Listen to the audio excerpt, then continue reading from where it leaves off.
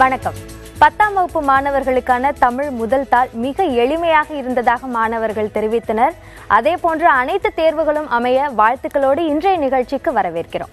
அந்த எளிய வழியை இன்றைக்கு, அதாவது 10ஆம் வகுப்பு தமிழ் 2ஆம் தாளுக்கு காண்பிப்பதற்காக ஆலோசனைகளை வழங்க தமிழ் ஆசிரியர் விஜயலட்சுமி நம்மோடு இணைந்திருக்கிறார். சந்தேகங்களை தொலைபேசி மூலமாக தொடர்பு கொண்டு தெளிவுபடுத்திக் கொள்ளலாம். வணக்கம். வணக்கம்மா. தமிழ் 2ஆம் தாளை பொறுத்த வரைக்கும் மாணவர்கள் எந்தெந்த இடங்களெல்லாம் பொதுவான தவறுகள் எங்கெங்க செய்வாங்க? முதலில் தேர்வினை எழுதும் மாணவ செல்வங்களுக்கு முதலில் எனது நல்வாழ்த்தினை தெரிவித்துக் கொள்கிறேன். மேலும் மகளிர் அனைவருக்கும் இந்த மகளிர் தின வாழ்த்துக்களையும் இதன் மூலமாக, தொலைக்காட்சியின் மூலமாக தெரிவித்துக் கொள்கிறேன்மா. அதாவது தாள் 2 எனும் பொழுதே ஒரு சில மாணவர்களுக்கு ஒரு சிறு அலட்சியம் இருக்கத்தான் செய்யும். ஆனால் மீத்திறன் மிக்க மாணவர்களுக்கு இந்த தாள் 2 மட்டும்தான் மதிப்பெண் குறைவதற்கான வாய்ப்புகள் உண்டு. அதற்கான எளிய வழிமுறைகள் அதிகமாகவே உண்டு. அவர்கள் கேட்கும் கேள்விகளுக்கு பதில் சொல்ல தயாராக இருக்கிறேன். சரி, மாணவர்கள் வாட்ஸ்அப் மூலமாக நிறைய கேள்விகள் கேட்டிருக்காங்க. சிதம்பரம் என்ற மாணவருடைய கேள்வி, கட்டுரையில் முழு மதிப்பெண் பெற முடியுமா? நிச்சயமா பெற முடியும். கட்டுரையில் முழு மதிப்பெண் பெற முடியும். எப்பொழுது எனில் அவர்கள் குறிப்பு சட்டகம் அந்த கட்டுரைக்கு ஒட்டிய தலைப்பினில் எழுதுதல் வேண்டும். கட்டுரை எந்த தலைப்பை எடுத்துக்கொள்கிறார்களோ அந்த தலைப்பிற்கு முதலில் குறிப்பு சட்டகம் எடுத்துக்கொள்ளுதல். அதாவது குறிப்பு சட்டகம் அந்த வினாத்தாளில் கொடுக்கப்பட்டுள்ள அந்த தலைப்புகளை முதலில் எழுதி கொள்ளுதல் வேண்டும். அடுத்ததாக மேற்கோள்கள், பழமொழிகள், உவமை தொடர், அதே போன்று அது என்னென்ன அவங்களுக்கு தெரியுமோ அந்த மாதிரி மேற்கோள்கள் நிறைய கொடுத்து கட்டுரைகள் எந்த ஒரு பிழையும் இல்லாமல் எழுதினால் நிச்சயமாக முழு மதிப்பெண் பெறுவதற்கு வாய்ப்பு உண்டு. சரி, அடுத்து வெங்கடேஷ் என்ற மாணவருடைய கேள்வி, துணைப்பாடத்தில் எந்தெந்த பாடத்தை படிக்க வேண்டும்? இது நிறைய மாணவர்களோட கேள்வியாகவும் இருந்திருக்கு. நிச்சயமா அது நிறைய பேருக்கு சந்தேகம் வரும். ஆனா துணைப்பாடம் என்பது 10 பாடங்களுக்குமே கொடுக்கப்பட்டிருக்கு. வினாத்தாள் அமைப்புல பாத்தீங்கன்னா 3 துணைப்பாடம் கொடுத்து 2 துணைப்பாடம் எழுதுற மாதிரி இருக்கும். அந்த 2 துணைப்பாடமும் அதாவது இவங்க எப்படியாவது ஒரு 7 துணைப்பாடமாவது படித்திருந்தால்தான் கண்டிப்பாக அந்த 2 துணைப்பாடத்தையும் எழுத முடியும். ஆனா இதுல முக்கியமானது என்று எதுவும் சொல்வதற்கில்லை. நிச்சயமாக முதல் 4 துணைப்பாடமோ அல்லது 7 துணைப்பாடமோ அவர்கள் படித்திருத்தல் வேண்டும். 2 எழுதணும்னா 4 துணைப்பாடமாவது படித்தால் போதும்னு நினைக்கிறாங்க போல மாணவர்கள். ஆனா நிச்சயமா 2 துணைப்பாடம் எழுதணும். அந்த 2 துணைப்பாடத்துக்கு அவங்க ஒரு 7 துணைப்பாடமாவது தயார் செஞ்சுட்டு இருக்கணும். அப்படி இருந்தா முழு மதிப்பெண் பெறுவதற்கு வாய்ப்பு இருக்கு. அடுத்து சுதா என்ற மாணவியுடைய கேள்வி, முதல் தாள் போலவே 2வது தாளும் எளிமையாக இருக்குமா? நிச்சயமா எளிமையா இருக்கணும்னு தான் நம்ம நினைக்கிறோம். எளிமையாகத்தான் இருக்கும். ஆக 2ஆம் தாள் எனும் பொழுது நிச்சயமாக எளிமை. அது மாணவர்களிடத்திலேயே 30 மதிப்பெண்கள் அவர்களிடத்திலேயே கொடுக்கப்பட்டுள்ளது. ஏன்னா பாணயம், கவிதை, இந்த சூழ்நிலையியல், மொழித்திறன் பயிற்சி, இதையெல்லாம் படிக்கும் பொழுதே அவர்களுக்குள்ளரே ஒரு 30 மதிப்பெண் அவர்கள் எளிமையாக பெறலாம். மீதி அந்த கட்டுரை, கடிதம் இதுல எல்லாம் அவர்களுடைய எழுதுவதை பொறுத்து, எழுதும் திறனை பொறுத்து அமைந்திருக்கிறது. அடுத்த தொலைபேசி இணைப்பில் செல்வி இணைந்திருக்கீங்க. உங்க கேள்வியை கேட்கலாம். மேடம், இப்போ கவிதையில எதுகை மோனை பார்த்து எழுதணுமா? ஓன் கவிதை கேட்பாங்களா? புத்தகம் இல்லாம கேட்பாங்களா? கண்டிப்பா புத்தகத்துல இருக்கிறது தாமா கேட்பாங்க. புத்தகத்துல இருக்கக்கூடிய போன வாட்டி கொஸ்டின் பேப்பர்ல புத்தகத்துல இல்லாத கேள்வி கேட்டிருந்தாங்க. இந்த வாட்டி கேட்பாங்களா? அதாவது அந்த ப்ளூ பிரிண்ட் நம்ம சொல்றோம் இல்லைங்களா, அந்த ப்ளூ பிரிண்ட் படி நம்ம படிக்க வேண்டியதில்லை. அந்த கண்டிப்பா புத்தகத்துல இருக்கக்கூடிய கடல், குழந்தை, பள்ளி, நட்பு, இதை போன்ற இயற்கை, வானம், இது போன்ற ஒரு தலைப்புகளில் தான் கவிதைகள் இருக்கும். அந்த கவிதைகள் ஒரு 8 வரிகளுக்கு மிகாமல் இருப்பது நல்லது. நயங்களோடு இருந்தால் மிகவும் நல்லது. அடுத்து சந்தோஷ்குமார் தஞ்சாவூரில் இருந்து, உங்களுடைய சந்தேகம் என்ன? Hello ma'am. வணக்கம், சொல்லுங்க. இது கதையெல்லாம் இருக்குல்ல மேம், அதெல்லாம் எப்படி மேம் தலைப்பு போட்டு உட்தலைப்பு போட்டு எழுதணுமா மேம்? கண்டிப்பா துணை பாடத்திற்கு துணை தலைப்புகள் வேண்டும். ஒன்று முன்னுரை, பொருளுரை, முடிவுரை என இருக்கலாம். 3 தலைப்புகளில் எழுதலாம். இல்லையா துணை தலைப்புகள் நிச்சயமா வேணும். துணை தலைப்புகள் இருந்தால்தான். அது துணை பாடம்னு சொல்லும் பொழுது ஒரு சிலர் என்ன செய்வாங்க, பக்கமா எழுதுவாங்க. அது பக்கமாக எழுதினால்தான் மதிப்பெண் கிடைக்கும் அப்படின்றது கிடையாதுங்க. அது நீங்க துணை தலைப்புகள் நிச்சயமா வேணும். ஒரு பக்கம் அல்லது 1.5 பக்கங்களுக்கு மிகாமல் இருக்கணும். சரி, அடுத்து வாட்ஸ்அப் மூலமாக தூத்துக்குடியிலிருந்து ஹரிஷ் என்ற மாணவருடைய கேள்வி, 28வது வினாவில் பாவகை மட்டும்தான் கேட்பார்களா? பாகை மட்டும்தான் வெண்பா, ஆசிரியப்பா, அதனுடைய பிரிவுகள் இருக்கு. வெண்பாவின் வகைகள், ஆசிரியப்பாவின் வகைகள். ஆக அந்த ஆசிரியப்பாவினுடைய வகைகளோ அல்லது வெண்பாவின் வகைகளோ எழுதும் பொழுது, ஏனெனில் அது 5 மதிப்பெண் வினாவிடை, அதனால அதை எழுதும் பொழுது மட்டும் வெண்பாவின் பொது இலக்கணம் பெற்று, ஏன்னா நேரிசை ஆசிரியப்பா, நேரிசை குரல் வெண்பாலாம் எழுதும் போது கம்மியா தான் இருக்கும். ஆக 5 மதிப்பெண் என்பதனால நீங்க வெண்பாவினுடைய பொது இலக்கணத்தை கொடுத்து விட்டு நீங்க அந்த குரல் வெண்பாவை எழுதுவது நல்லது. அடுத்து வாட்ஸ்அப் மூலமாக நந்தினி என்ற மாணவியுடைய கேள்வி, 98 மதிப்பெண் பெறுகிறேன், 100 மதிப்பெண் பெறுவது எப்படி? நிச்சயமா இது எல்லா மாணவர்களுக்குமே இந்த ஒரு சந்தேகம் இருக்கு. மொழி பாடம்னு சொன்னாலே எங்களுக்கு 100 மதிப்பெண் வருவது கடினமா இருக்குன்னு. அது கடினம்தான். காரணம் என்னன்னா, வல்லின பிழைகள், அதாவது நம்ம எழுதி முடித்த பிறகு எங்கேயாவது வல்லின பிழைகள் இருக்கா என்பதை சரிபார்த்து கொள்ளுதல் வேண்டும். நம்ம எழுதுற அவசரத்துல மாணவர்கள் நேரம் போதவில்லைன்னு ஒரு சில மாணவர்கள் சொல்லுவாங்க. ஆனா எழுதி முடித்த பிறகு ஒரு 10 மதிப்பெண், அதாவது ஒரு 10 நிமிடங்கள் ஆவது அந்த சரிபார்த்து கொண்டார்கள். ஆனால் அந்த வல்லின பிழைகள் அல்லது கட்டுரைனா மேற்கோள்கள் இருக்கா, இதை எல்லாத்தையுமே பார்த்து சரிபார்த்து கொண்டோமானால் நிச்சயம் 100 மதிப்பெண் பெறுவதற்கு வாய்ப்பு உண்டு. ஏன்னா 2 வருடங்களாக மொழி பாடத்திலும் 100 மதிப்பெண்கள் பெறுகிறார்கள் மாணவர்கள். அடுத்த தொலைபேசி இணைப்பில் சிவபாலன், உங்க கேள்வி என்ன? Hello ma'am. சொல்லுங்க சிவபாலன். துணைப்பாடம், கடிதம், அதெல்லாம் 10 மதிப்பெண் எப்படி? துணைப்பாடம், கடிதம், அதுல நல்ல மதிப்பெண் பெறுவது எப்படின்னு கேக்குறீங்க? துணைப்பாடம், துணை தலைப்புகள் தரலாம்.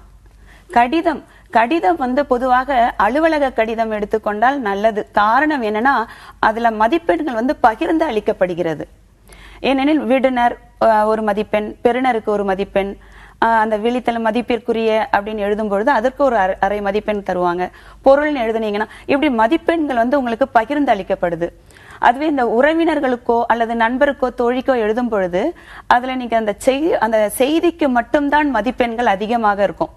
அதனால பொதுவாக மாணவர்கள் அலுவலக கடிதங்கள், குடிநீர் வசதி வேண்டி, சாலை வசதி வேண்டி, பேருந்து வசதி வேண்டி, ஏன்னா இந்த மாதிரி கடிதங்களை தேர்ந்தெடுத்துக் கொள்ளுதல் நலம். சரி, வாட்ஸ்அப் மூலமாக சங்கேஷ் என்ற மாணவருடைய கேள்வி, பொதுக்கட்டுரையில் 5 பக்கங்கள் எழுதினால்தான் 10 மதிப்பெண் வழங்குவார்களா? பக்கங்களை பார்த்து நிச்சயம் மதிப்பெண் வழங்குவதில்லை. கருத்துக்கள், மேற்கோள்கள் இருக்க வேண்டும். உவமை தொடர்களோ அல்லது பழமொழிகளோ தலைப்புகளை ஒட்டி அமைதல் வேண்டும். அப்படி இருந்தால் நிச்சயமாக கட்டுரைக்கு முழு மதிப்பெண்கள் வழங்கப்படும். சரி, அடுத்து வாட்ஸ்அப் மூலமாக இந்த நேர மேலாண்மை பத்தி தான் கேட்டிருக்காங்க. நேர மேலாண்மை எப்படி செய்யறது, ஒவ்வொரு விடைக்கும் எவ்வளவு நேரம் எடுத்துக்கலாம் அப்படின்றத கேட்டிருக்காங்க. நிச்சயமா இது நிறைய மாணவர்களுக்கு அந்த நேரம், அதாவது தாள் 2ன்னு சொன்னாலே நேரம் போதவில்லை என்றுதான் ஒரு கம்ப்ளைண்ட் வரும். ஆனா அதுல நேரம் என்பது இப்போ ஒரு மதிப்பெண் வினா விடையெல்லாம் அவர்களுக்கு ஒரு 10 நிமிடங்கள் வினாத்தாளை படிக்கும் பொழுதே அவர்களுக்கு இதுதான் அப்படி என்பதை அவங்க மனதிற்குள்ளேயே அவர்கள் அதை சரிபார்த்துக் கொள்ளுதல் வேண்டும். இந்த மதிப்பெண், இந்த விடைதான் எழுத வேண்டும் என. அதை முடித்த பிறகு 2 மதிப்பெண், அதற்கு ஒரு 20 நிமிடங்கள், கடிதம், கட்டுரை இதற்கெல்லாம் ஒரு 20 நிமிடங்கள், இப்படி ஒரு நிமிடங்களை நாம் ஒரு சரி செய்து கொண்டுமானால் நிச்சயமாக எழுதலாம். இப்ப நான் சொல்வது என்னன்னா, முதல் ஒரு மதிப்பெண் வினாவிடைக்கு ஒரு 20 நிமிடங்கள் ஒதுக்கிக் கொள்ளலாம். அடுத்து 2 மதிப்பெண்ணுக்கு ஒரு 10 நிமிடங்கள். ஏனெனில் 10 நிமிடங்கள் என்பது அவர்களுடைய நேரத்தை பார்த்து கொண்டு அதற்கு அடுத்து என எழுதி கொண்டே செல்லுதல் வேண்டும். 28 ஒரு 30, அந்த 2 கேள்விகளுக்கு 5 மதிப்பெண் வினாவிடை, அதற்கு ஒரு 20 நிமிடங்கள் எடுத்துக்கொள்ளலாம். அடுத்தது துணைப்பாடத்துக்கு ஒரு 20 நிமிடங்கள். சூழ்நிலையியல் எல்லாம் அவர்களுக்கு அவ்வளவு நேரம் தேவையில்லை. அதனால் அவர்கள் ஒரு 10 நிமிடத்தில் அந்த சூழ்நிலையோ அந்த கவிதையோ அவர்கள் எழுதி கொள்ளலாம். கடிதம், கட்டுரை இதற்கென்றே அவர்கள் 30 நிமிடங்களை ஒதுக்க வேண்டும். ஒதுக்கி அதற்குரிய மேற்கோள்கள், கடிதம் என்றில் அதற்கு விடுனர், பெறுனர், குறிப்பு, அடுத்தது பொருள் விழித்தல், அதற்கு ஏற்றாற்போல் அமைத்துக் கொள்ளுதல் வேண்டும். ஆக ஒரு 30 நிமிடங்களாக நேரத்தை ஒதுக்கிக் கொள்ளுதல் அவசியம். அடுத்த தொலைபேசி இணைப்பில் ஹரிஷ் இணைந்திருக்கீங்க, உங்களுடைய சந்தேகத்தை கேட்கலாம். ஹலோ, சொல்லுங்க ஹரிஷ். வேலை வேண்டி விண்ணப்பத்துல தன் விவர குறிப்பு எழுதணுமா? வேலை வேண்டி விண்ணப்பம் நிச்சயமாக தன் விவர குறிப்பு வேண்டும், அவசியம், கண்டிப்பா அவசியம். சரி, அடுத்த தொலைபேசி இணைப்பில் நந்திதா இருக்கீங்க, உங்களோட சந்தேகம் என்ன? அம்மா சொல்லுங்க. சொல்லுங்க நந்திதா. கட்டுரையில எத்தனை பேஜுக்குமா எழுதணும்? குறைந்தபட்சம் 2 அல்லது 2.5 பக்கங்கள் இருந்தால் போதுமானது. தமிழ் ஆசிரியர்கள் வந்து அம்மா அப்படின்னு அழைக்கிற ஒரு வழக்கம் இருக்கு. அதே நிகழ்ச்சியிலையும் பின்பற்றி இருக்காங்க. மகிழ்ச்சி. அடுத்து வாட்ஸ்அப் மூலமாக ரஞ்சன் என்ற மாணவருடைய கேள்வி, துணைப்பாடங்களில் குறிப்பு சட்டகம் எழுத வேண்டுமா? வேண்டியதில்லம்மா. குறிப்பு சட்டகம் துணைப்பாடத்திற்கு தேவையில்லை. துணை தலைப்புகள் கொடுத்தாலே போதுமானது. சரி. அடுத்த மாணவருடைய கேள்வி, கவிதையா கதையா எது சுலபமானது? கதை என்னும் பொழுது கதைக்கு பொருத்தமான தலைப்பு தருதல் வேண்டும். அதற்கடுத்து ஒரு 2 பத்திகளோ அதற்கு 3 பத்திகளோ விரிவாக எழுத வேண்டும். கதை அந்த தலைப்புக்கு ஒட்டினார் போல் இருத்தல் வேண்டும். அதைவிட மாணவர்கள் கவிதை எழுதுவது நிச்சயம் நல்லது. ஏனெனில் மாணவர்களுக்கு கவிதை எழுத கற்றுக் கொடுக்க வேண்டிய அவசியமே இல்லை. ஆக ஒரு 8 வரிகளுக்கு மிகாமல் எழுதினால் போதுமானது. தொடர்ந்து நிச்சயம் 5 மதிப்பெண்கள் அவர்களுக்கு கவிதைக்கு உண்டு. இப்பொழுது தொலைபேசி இணைப்பில் வித்யா இணைந்திருக்கீங்க. உங்களுடைய கேள்வியை கேட்கலாம். ஹலோ, வணக்கம். சொல்லுங்க வித்யா. பாணயத்துல 5 நயம் எழுதினா போதுமா? நிச்சயமா. பாணயம் அதிகமான சந்தேகங்களை வரவழைக்கும். அந்த பாணயத்துல வந்து நீங்க செய்யுளுக்கு ஆசிரியர் பெயரே கொடுத்திருக்காங்க. பாரதியார், பாரதிதாசன், ராமலிங்கர் இவங்களுடைய ஒரு பாடல்களை தான் கண்டிப்பா கொடுப்பாங்க. அந்த பாணயம் எழுதும் பொழுது முதல்ல நீங்க முன்னுரை ஆசிரியர் குறிப்பு கொடுத்துடலாம். அடுத்தது திரண்ட கருத்து கொடுக்கலாம். திரண்ட கருத்து அந்த பாடலை படித்து அதற்குரிய பொருள். அடுத்தது மைய கருத்து, எதுகை நயம், மோனை நயம், அணிநயம். அணிநயம்னு சொல்லும் பொழுதே உங்களுக்கு வந்து எல்லா பாடல்களுமே குறைந்தது இயல்பு நவிர்ச்சி அணின்னு நீங்க எழுதிடலாம். அடுத்தது முடிவுரை. இந்த நயங்களுடன் ஆசிரியர் அழகாக குறிப்பிட்டுள்ளார். ஏதேனும் 5 நயங்கள் எழுதுவது சால சிறந்தது. அந்த மீத்திறன் மிக்க மாணவர்களுக்கு இதைவிட அதிகமான நயங்கள் எங்களுக்கு தெரியும் எழுதலாம் அப்படின்னா கண்டிப்பா எழுதலாம். இயைபு நயம் இருக்கு, பொருள் நயம், சொல் நயம். அந்த நயத்தையும் எழுதுவது நல்லது. அதை எழுதும் பொழுது ஒரு அடைமொழி கொடுத்து எழுதுவதும் நல்லது. இப்ப எதுகை நயம், மோனை நயம்லாம் எழுதும் பொழுது அதற்கு ஒரு அடைமொழி கொடுத்து எழுதுவது ரொம்பவும் நல்லது. சரி. அடுத்த தொலைபேசி இணைப்பில் ரொசாரியோ இணைந்திருக்கீங்க. உங்களுடைய சந்தேகத்தை கேட்கலாம். Hello madam, good evening. வணக்கம், சொல்லுங்க ரொசாரியோ. குட் ஈவினிங் அம்மா. குட் ஈவினிங்மா. Good evening. இது கலாம்ல வந்து பென்சில் யூஸ் பண்றதா பென்ல யூஸ் பண்றதா மேடம்? பென்ல தான்ப்பா யூஸ் பண்ணணும். பேனால தான் எழுதணும். பேனால தான் ஃபில்அப் பண்ணணும். படிவம் பேனால தான் ஃபில்அப் பண்ணணும். சரி. அடுத்து வாட்ஸ்அப் மூலமாக போரூரிலிருந்து முகமது என்ற மாணவர் கேட்டிருக்கிறார், அணிகள் எவ்வளவு படிக்க வேண்டும் அப்படின்னு கேட்டிருக்காங்க. ஒரு 5 அணிகள். அது முக்கியமான நம்ம பாட புத்தகத்திலே இருக்கு. தற்குறிப்பேற்ற அணி, இரட்டுற மொழிதல் அணி, பிரிது மொழிதல் அணி, வஞ்ச புகழ்ச்சி அணி, அடுத்தது சொற்பொருள் பின்னொரு நிலை அணி. இந்த 5 அணிகளை படித்துக் கொண்டாலே போதுமானது. அது முக்கியமானது என்னன்னா, அந்த அணி எழுதும் பொழுது அணி விளக்கம் முதலில் தரப்படுதல் வேண்டும். அடுத்தது சான்று, அடுத்தது பொருள். அந்த சான்றுக்கு ஒரு பொருள் அல்லது ஒப்புமை, பொருள் மற்றும் ஒப்புமை. அதை எப்படி ஒப்புமைப்படுத்தி அந்த கவிஞர் கூறியுள்ளார் அப்படின்றத இந்த ஒரு 3 படிநிலைகளாக கொண்டு வந்து எழுதினார்கள்னா முழு மதிப்பெண் பெறுவதற்கு வாய்ப்பு உண்டு. அடுத்த தொலைபேசி இணைப்பில் ஸ்வேதா, உங்களுடைய கேள்வி என்ன? Hello ma'am. சொல்லுங்க. பிலிப்ஸ்லாம் 1 வேர்ட் क्वेश्चंस எழுதிருக்கோம். 1 வேர்டுக்குலாம் புரியல. இல்ல, உங்க கேள்வியை மீண்டும் கேளுங்க. 1 வேர்டுக்குலாம் क्वेश्चंस எழுதி ஆன்சர் எழுதிருக்கோம். இல்ல, வேண்டியது இல்லம்மா. வெறும் பதில மட்டும் எழுதினால் போதும். அந்த பிரிவு 1, 2, பகுதி 1, பகுதி 2ன்னு இருக்கும். அதை மட்டும் நீங்க போட்டுட்டு கொஸ்டின் நம்பரை போட்டுட்டு நீங்க எழுதிட்டே வரலாம். வினாவை எழுதணும்னு அவசியம் இல்லை. சரி. வாட்ஸ்அப் மூலமாக பொதுக்கட்டுரையை விடைத்தாளில் முதலில் எழுதலாமா அப்படின்னு கேட்டிருக்காங்க. அதாவது ஒரு சொல்லுவாங்க, நமக்கு first impression is best impression வாங்க. அந்த மாதிரி நீங்க பொதுக்கட்டுரை எழுதும் பொழுது நன்றாக தெரிந்து அதை நீங்க முதல்ல எழுதுனீங்கன்னா பரவாயில்ல. அதை விட நீங்க 1 மார்க்ஸ் நீங்க முதல்ல 1 மார்க் கொஸ்டின்ஸ் நீங்க முதல்ல எழுதிட்டு அதுக்கு பிறகு மற்றதை எழுதுவது நல்லது. அடுத்து வாட்ஸ்அப் மூலமாக ஜெயின் சுதீப் என்ற மாணவருடைய கேள்வி, துணைப்பாடத்திற்கு முழு மதிப்பெண் வழங்குவார்களா? நிச்சயம் வழங்குவார்கள். நிச்சயம் வழங்குவார்கள். துணை தலைப்புகள் இருந்து அதில் எந்தவித பிழையும் இல்லாமல் இருந்தால் முழு மதிப்பெண் அளிக்கப்படும். சரி. அடுத்து இளவரசன் என்ற மாணவருடைய கேள்வி, துணைப்பாடத்தில் எவ்வளவு தலைப்புகள் கொடுக்க வேண்டும்? துணைப்பாடத்தில் அந்த நீங்க எந்த துணைப்பாடம் எடுக்கிறீர்களோ அதற்கு ஏற்றாற்போல் தலைப்புகள் ஒரு 5, 4 அல்லது 5, அது கூட உங்களுக்கு அந்த 1.5 பக்கத்திற்கு மிகாமல் போகணும். அடுத்த தொலைபேசி இணைப்பில் கிஷோர், உங்க கேள்வி என்ன? Hello madam. சொல்லுங்க கிஷோர். கட்டுரையில ஓனா எழுதலாமா? கட்டுரை நீங்க ஓனா எழுதலாம். ஆனா நிறைய மேற்கோள்கள் கொடுக்கணும்.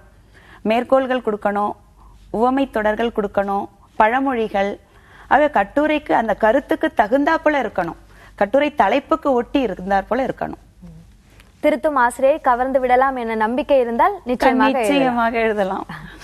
சரி, அடுத்து வாட்ஸ்அப் மூலமாக கட்டுரை துணைப்பாடம் அதனுடைய வினா எண்ணை சரியாக குறிப்பிட்டு முதலில் எழுதலாமா அப்படின்னு கேட்டிருக்காங்க. ஏற்கனவே கேட்ட கேள்வி போன்றதே ஒரு கேள்வி. நிச்சயமாக எழுதலாம். அவர்களுக்குள்ள ஒரு நம்பிக்கை, நம்ம எழுதக்கூடிய அந்த கட்டுரையோ அல்லது கடிதமோ அவர்கள் சரியாக அதை எழுதினார்கள் என்றால் நிச்சயமாக எழுதலாம். சரி, இப்போ மொத்தமாகவே தமிழ் பொறுத்த வரைக்கும் கடந்த 2 ஆண்டுகளாக வந்து முழு மதிப்பெண் வழங்குறாங்க அப்படின்றதையும் சொல்லியிருக்கீங்க. அப்படியான ஒரு விஷயம் வேணும், முழு மதிப்பெண் வேணும்னா அந்த பிரசன்டேஷன் அப்படின்றதுக்கும் மாணவர்கள் முக்கியத்துவம் கொடுக்கணுமா? நிச்சயமா அந்த பிரசன்டேஷன் இருக்கணுமா. ஏன்னா இப்போ நான் சொன்னேன் பாத்தீங்களா, இந்த அணி விளக்கம்லாம் அந்த மாதிரி எல்லாம் கொடுக்கும் பொழுது அதை கருப்பு மைனால் கோடிட்டு, இன்னும் முக்கியமா மொழியாக்கம்லாம் இருக்கு. அந்த மொழியாக்கம்லாம் எழுதும் பொழுது அதை எதெல்லாம் நம்ம மொழியாக்கம் பண்றோமோ, பிற மொழிகள் சொற்கள்ல இருந்து நம்ம எடுக்கிறோமோ அது எல்லாமே கருப்பு மையினால் எழுதுறது நல்லது. அந்த கருப்பு மையினால் கோடிட்டு பாணயங்கள்லாம் எழுதும்போது அந்த எதுகை, மோனை, நயம் அது எல்லாமே கோடிட்டு காட்டுதல் மிகவும் நல்லது. சரி, அடுத்த தொலைபேசி இணைப்பில் லோகேஷ், உங்க கேள்வி என்ன? Hello ma'am. சொல்லுங்க லோகேஷ். அண்ணாவின் கட்டுரை எழுதணுமா இல்ல பாயிண்ட்ஸ் எழுதணுமா? அண்ணாவின் கடிதம் பாயிண்ட்ஸா எழுதுனதும் நல்லது.